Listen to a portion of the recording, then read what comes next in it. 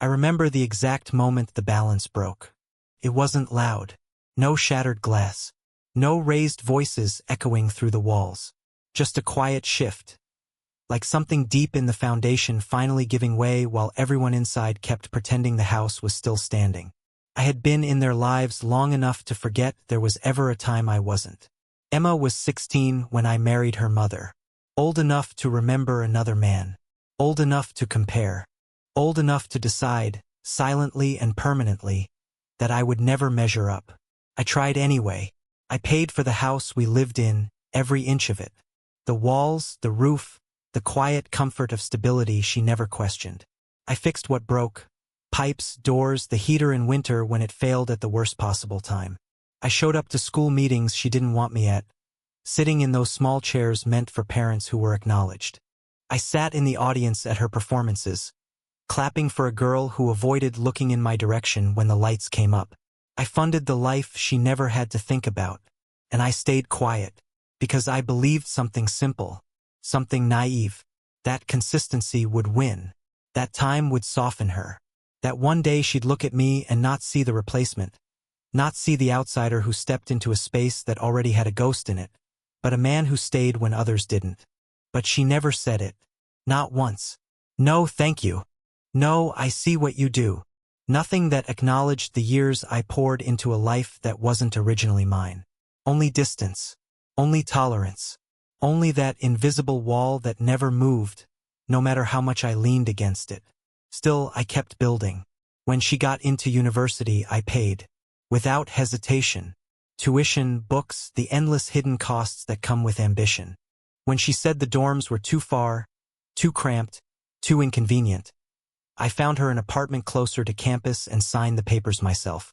When she needed furniture, it appeared. When bills came, they were handled before she even noticed them. She never had to struggle. Not because life was easy, but because I made sure it was. And then Ryan appeared. The kind of man you recognize immediately if you've lived long enough. Smooth where he should have been solid. Charming in that rehearsed way that feels hollow if you listen closely. Always smiling, always agreeable, but never reaching for his wallet, never offering more than words. Men like him don't build, they attach. I saw it early. In the way he let Emma speak for both of them. In the way he nodded along when money was discussed, as if it came from some invisible source that didn't concern him. I didn't confront him, not directly, because Emma would have defended him before I finished the first sentence. That was always her way, protect what she chose, reject anything that questioned it, including me, so I stayed quiet again. I told myself it didn't matter, that as long as she was safe, as long as her life was stable, I could endure the rest. That love didn't have to be returned to be real. I was wrong.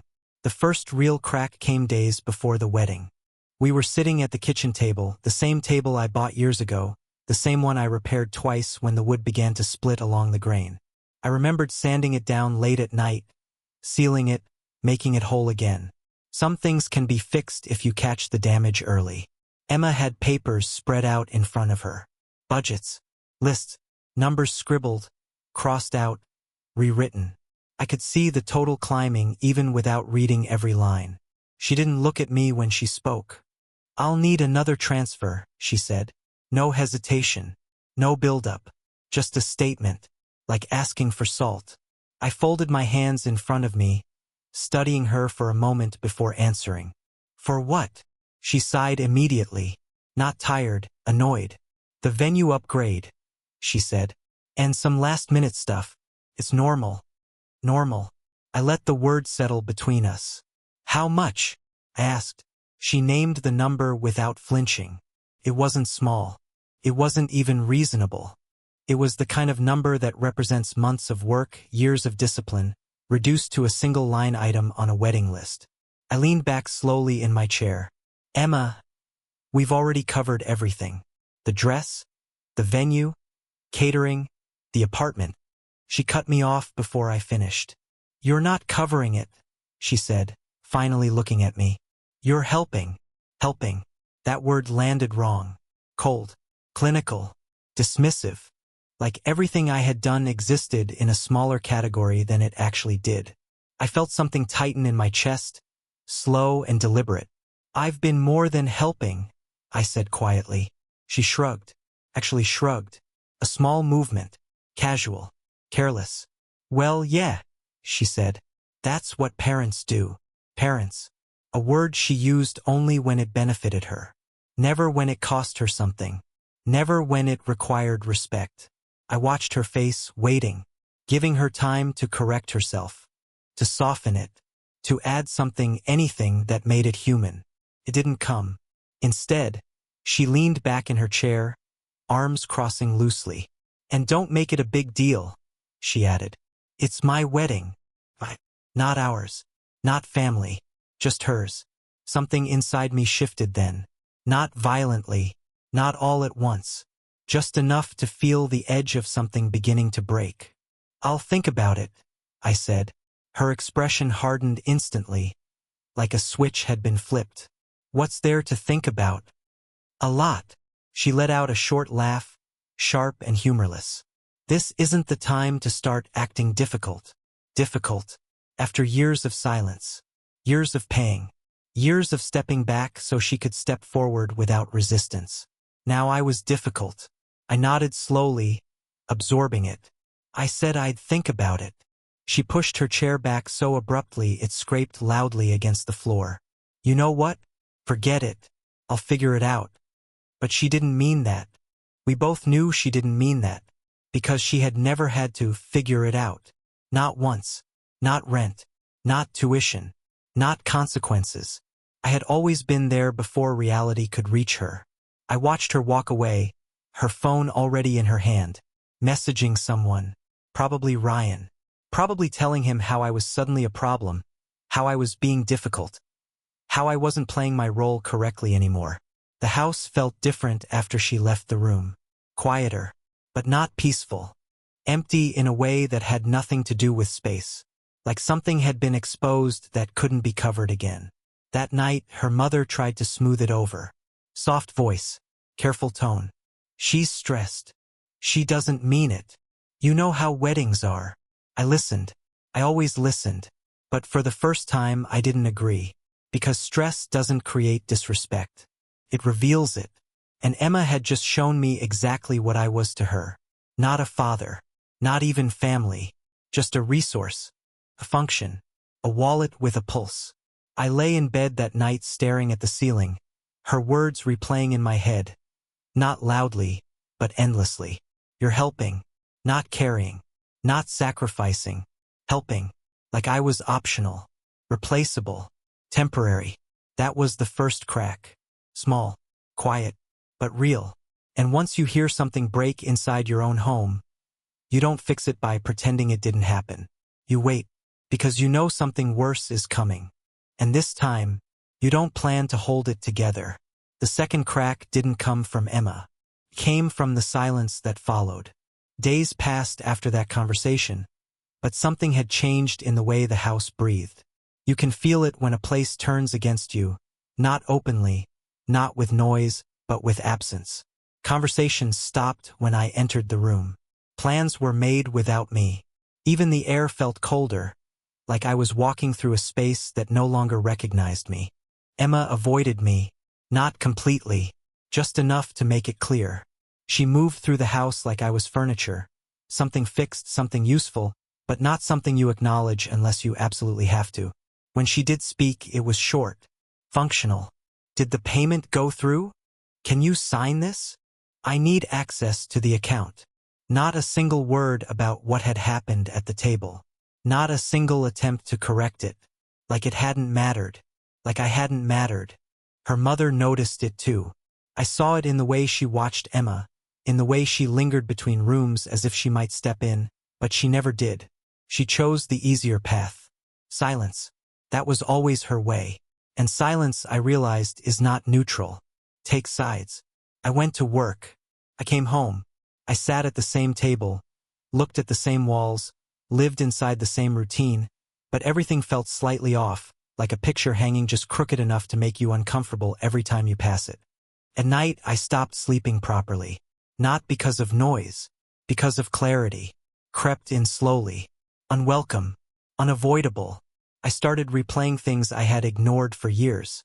The way Emma introduced me to people by my name, never anything else. The way she spoke about her dad, always meaning someone else. The way every major decision in her life included my money but excluded my voice. I had mistaken access for acceptance, provision for belonging. And now, with one careless word, helping, she had stripped the illusion clean. I wasn't part of the family. I was infrastructure, something that existed so everything else could function. And the moment I hesitated, I became a problem. 3 days after that conversation, I got my answer. Not from Emma, from Ryan. He came over in the afternoon, unannounced. Walked into the house like he belonged there, like the space had already accepted him in a way it never had me. That same easy smile on his face. That same relaxed posture. He found me in the living room. "Hey," he said, like we were equals, like we had any kind of understanding between us. I didn't return the smile. "What do you need?" He didn't sit, didn't ask, just stood there, hands in his pockets. "Emma told me there's some delay with the transfer." Delay. Not refusal. Not hesitation. Just a technical inconvenience. I studied him carefully. "There's no delay." I said I'd think about it. He nodded slowly, like he already knew that and didn't care. "Right," he said. "Well, it's just that we're on a tight timeline. Vendors, deposits, you know how it is." I did know. That's why I had paid for everything up to that point. "And?" I asked. He shifted slightly, but the smile stayed. "We just need that last push. Then everything's covered." That word again. I leaned forward in my chair. "What exactly are you contributing, Ryan?" For the first time, the smile flickered. "Excuse me?" "The wedding," I said calmly. "The apartment. The expenses. What part of this is yours?" His jaw tightened just a fraction. "I'm handling things too," he said. "Like what?" A pause. Short, but loud. I let it stretch, because that's where truth lives, in the spaces people try to fill too quickly. "I'm organizing," he said finally. "Managing logistics." Logistics. I almost laughed. Instead, I nodded slowly. "So I pay. You organize." "That's not what I said." "It's exactly what you said." The room went still. For a moment, his expression changed completely. The charm dropped. The softness disappeared. What was left underneath wasn't pleasant. It was calculation. "You're making this harder than it needs to be," he said. There it was. Not gratitude. Not respect. Pressure. Expectation. Like I was failing a role I had been assigned without consent. I stood up slowly. "No," I said. "I'm making it clear for the first time." His eyes narrowed slightly. "Clear about what?" "That this doesn't continue the way you think it will." Silence again.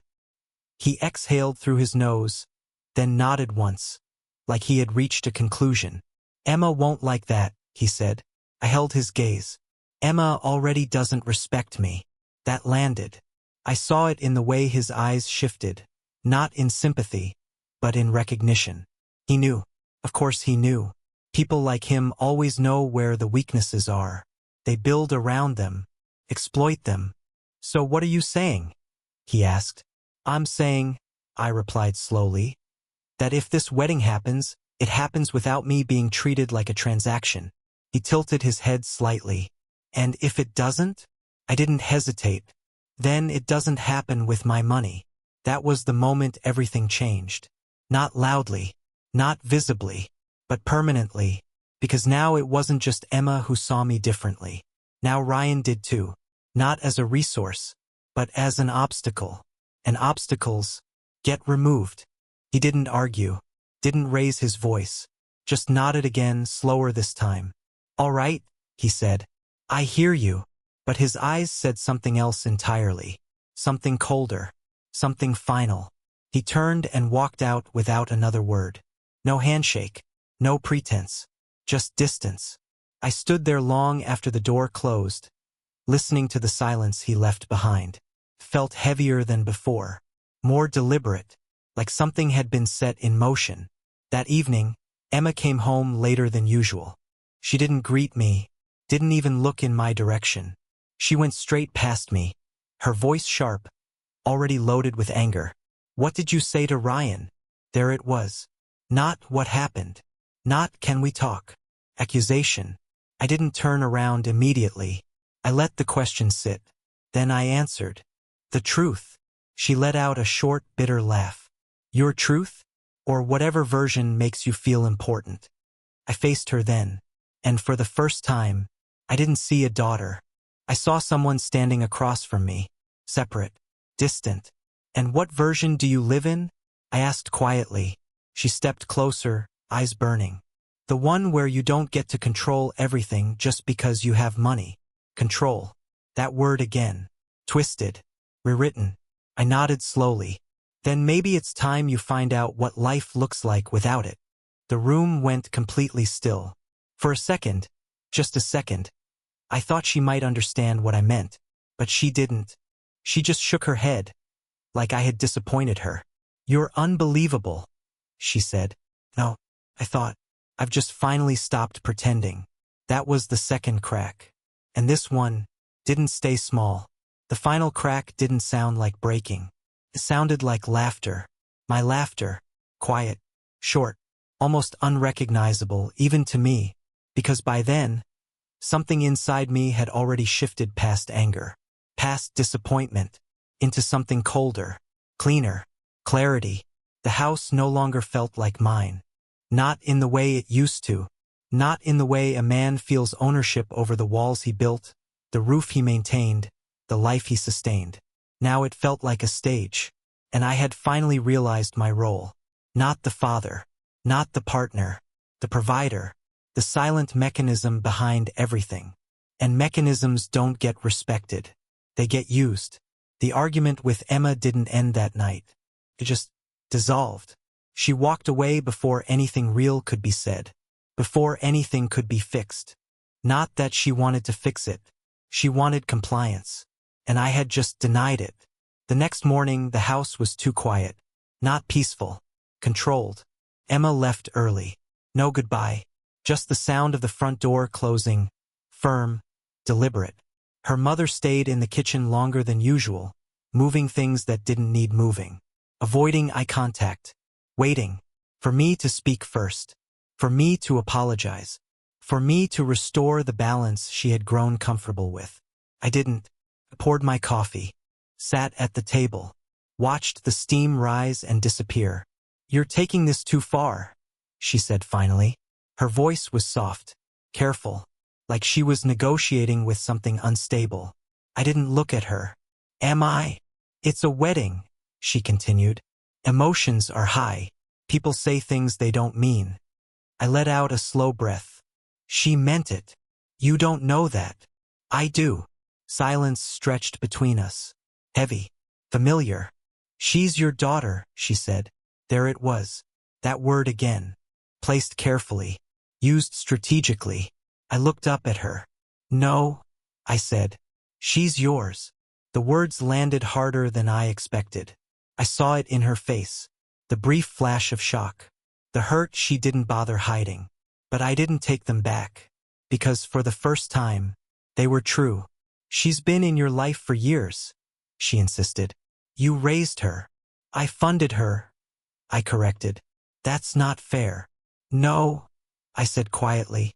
What's not fair is pretending those are the same thing. She looked away. Because she knew. Of course she knew. She had watched it happen. Allowed it to happen. Benefited from it. You're punishing her, she said after a moment. I shook my head slowly. No, I replied. I'm stopping the reward. That ended the conversation. Not because she agreed, but because there was nothing left to say. Truth doesn't invite discussion. It just sits there. Uncomfortable. Unmovable.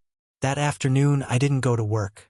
For the first time in years, I stayed home. Not out of exhaustion, not out of obligation, but out of decision. I sat in my office, closed the door, and opened everything. Accounts, transfers, contracts, every line of support that had quietly run in the background of Emma's life. I looked at the numbers, and for the first time, I didn't feel pride. I felt distance. Each payment wasn't a gesture anymore. It was evidence of how far I had gone without being asked, of how much I had given without being valued. I moved slowly, deliberately, not in anger, not in revenge, just alignment. If I wasn't a father, then I would stop acting like one. The first thing I canceled was the apartment payment. The account had been set on automatic for years.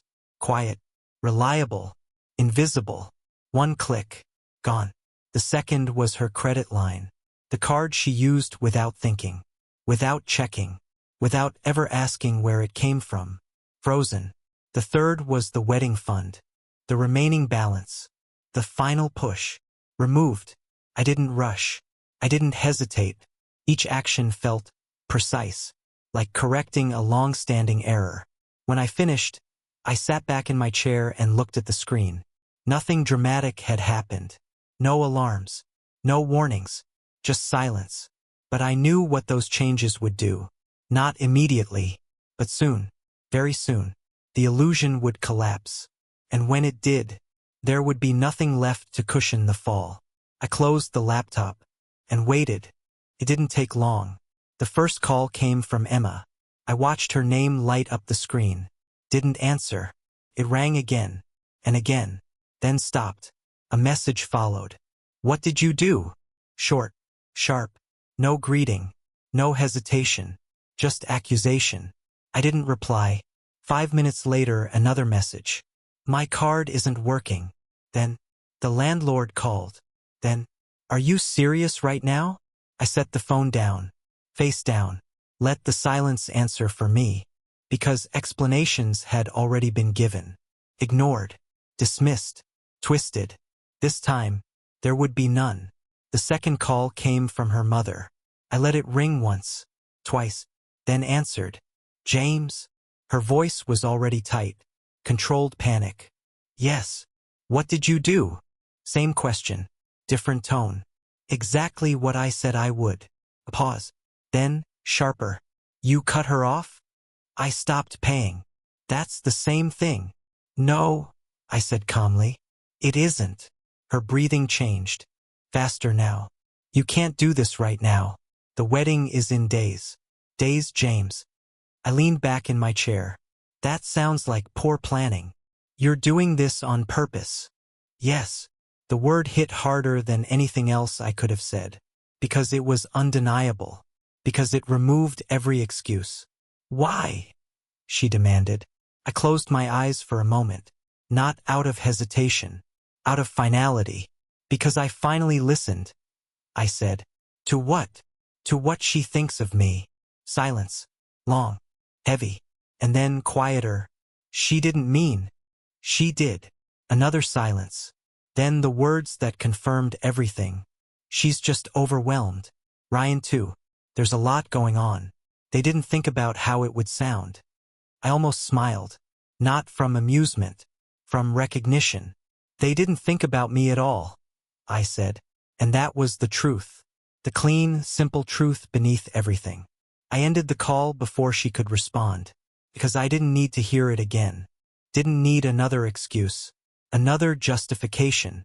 Another attempt to soften something that was already set in stone. By evening, the house was no longer quiet. Emma came back. Not calm. Not composed. Explosive. The door slammed so hard it echoed through the walls. What did you do? Her voice tore through the house. Sharp enough to cut. I stepped out of my office slowly. She was standing in the hallway, phone in her hand, eyes wide. Not with sadness. With panic. Real panic. For the first time. And I looked at her, not as a father. Not as anything close to it. Just a man standing in front of someone who had finally run out of what she thought was endless. I stopped helping, I said. And in that moment, everything she had built her world on started to disappear. She stood in the hallway with her phone clutched so tightly her knuckles had gone white. Her face had changed. The practiced irritation was still there, but something raw had broken through it now. Panic. Real panic.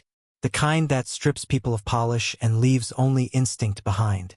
I stopped helping, I said again. The words were calm. Too calm for the violence they carried. Emma stared at me like she was waiting for the rest of the sentence, waiting for the correction, the softening, the familiar retreat that would make the world stable again. It never came. "You canceled the apartment?" she asked. "Yes." "My card?" "Yes." "The wedding account?" "Yes." Each answer landed like a door shutting. She took a step toward me, then another. "Are you out of your mind?" I didn't move. "No," I said. "I'm clear for the first time in years." Her mother appeared behind her then, already wearing that look I had seen too many times before, the look of someone arriving late to a disaster she had helped create. She wasn't angry first. She was frightened first. Angry came after. "James," she said, voice shaking, "fix this. Fix this." As if I were still the mechanism. As if all roads still led back to me. I looked at her, then back at Emma. "No." That one word changed the temperature in the house. Emma laughed once. Sharp, breathless. A sound with no humor in it. "You think this proves something?" "No," I said. "It ends something." Her eyes narrowed. "Over what?" "One conversation. One argument." I felt the bitterness rise, but I kept it contained. Cold, not loud. "No. Over years." Silence. The kind that makes every small sound in a room feel louder than it should. The buzzing of the refrigerator. The soft hum from the vent. Emma's breathing, quick and uneven now. "You don't get to do this," she said at last. I held her gaze. "I just did." That was when the mask broke. "All you ever do is make everything about yourself," she snapped. "My wedding, my life, every decision. You act like because you paid for things that means you own them. You act like money buys loyalty." I let her finish, because buried inside all that anger was the truth she didn't realize she was confessing. Not that I was wrong. That money was the foundation of everything she had. And now that foundation was gone. "I never asked for loyalty," I said quietly. "I asked for respect." "Oh, please." "No," I said, cutting across her. "You don't get to dismiss it now. Not after all these years. Not after taking and treating me like some background system that exists to make your choices possible." Her mother stepped in then. "This isn't helping." I turned toward her slowly. "That's the point." Emma's face flushed dark with anger. "Ryan was right about you." There it was. I didn't ask what he had said. Men like him always say the same things. Control. Ego. Pride. The language of parasites when the host stops feeding them. "Then maybe Ryan should pay for the wedding," I said. Her expression shifted just slightly, and that shift told me everything. Small, fast, but visible. Fear. Not because she loved him and hated hearing him questioned. Because she knew he couldn't. "Don't do that," she said. "Do what?" "Talk about him like that." "Like what?" "Like a man who's marrying you without carrying any part of the weight?" "That's not true." "Then how much has he contributed?" She said nothing. I stepped closer, just enough for the truth to feel unavoidable. "How much, Emma?" Her silence answered for her. Her mother looked away first. That told me she knew too. Of course she did. Women always know when a man is coasting. They just decide whether the cost of admitting it is too high. Emma's voice dropped when she finally spoke. "It's not your business." I almost smiled. "My money paid for your business," I said. "Your apartment. Your cards. This wedding.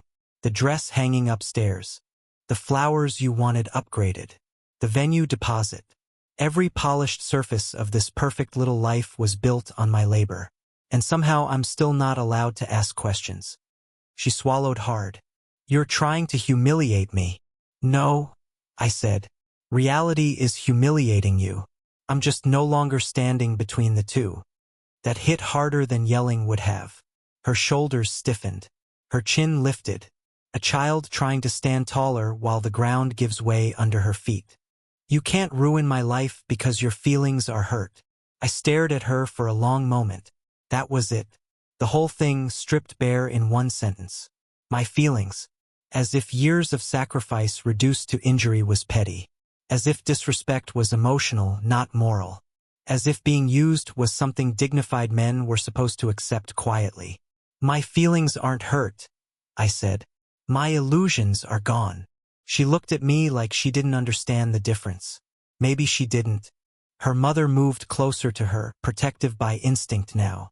Not because Emma was right, because Emma was hers. We need to be practical, she said. Whatever happened, this has to be solved now. The landlord needs an answer. Vendors need payment. We don't have time for some lesson. I nodded once. And that, I said, is exactly how this got this far. She frowned. What does that mean? It means every time Emma crossed a line, you called for practicality. Every time respect should have been demanded, you chose convenience. Every time I should have been treated like part of this family, you accepted the easier version where I simply funded it. Her mouth opened, then closed again, because she knew I was right. Not completely, not comfortably, but enough. Emma was crying now, though she was trying not to show it. Not grief, not yet. Rage and fear fighting for space. You're doing this because you want me to come crawling back, she said. I shook my head. No. If I wanted that, I would have done this years ago. That silenced her, because deep down she knew it too. I had waited too long, given too much, accepted too little. This wasn't impulse. It was overdue. Her phone buzzed in her hand. She looked down at the screen. I saw the color leave her face before she spoke. It's the venue, she whispered. No one moved. She stared at the screen like refusing the call might stop the truth inside it. Then it buzzed again. And again. Her mother reached for her arm. Answer it. Emma jerked away. I know what they want. Answer it. She finally did. I watched her listen. Watched the performance leave her. There was no anger on her face now. Only exposure. A life rearranging itself in real time. Whatever was being said on the other end, she couldn't argue with it. Money is one of the few languages the world speaks without emotion. I understand, she said quietly. No, I understand. When she hung up, she didn't look at either of us right away. Then she raised her eyes to me. They're releasing the date. I said nothing. If the balance isn't restored by tomorrow, they're releasing the date. Still nothing. She took a shaky breath. You'd really do this? Not a question. A realization. Yes, I said. Her mother pressed a hand to her mouth. Emma stood completely still, as though any movement might crack her in half. Then, at last, she asked the only honest question she had asked in years. What am I supposed to do? The room went silent again. And for the first time in a very long time, I didn't rescue her from that silence. I let it sit there between us, raw and open, because that question, that frightened, ugly, humiliating question, was the beginning of adulthood. Not the wedding, not the dress, not the apartment. This standing in the ruins of your assumptions and realizing no one is coming to preserve them for you. I looked at her and saw, for a brief moment, not the contempt, not the entitlement, but the emptiness underneath. The terrible emptiness of someone who has never had to build and now does not know where to place the first brick. But pity is dangerous. Pity rebuilds the cage. You figure it out, I said. She flinched like I had struck her. Her mother turned on me then, furious now that fear had nowhere else to go. She's your daughter. I looked at Emma, then at the woman I had spent years standing beside. No, I said. She's the person you taught would never have to live with consequences. That ended it. Not the shouting. Not the chaos that followed. Those came anyway. Emma broke first, yelling through tears, accusing me of cruelty, of timing, of wanting to destroy the happiest moment of her life. Her mother joined her soon after, not because she believed I was wrong, but because wrongness is easier to fight than truth. Together they filled the house with noise.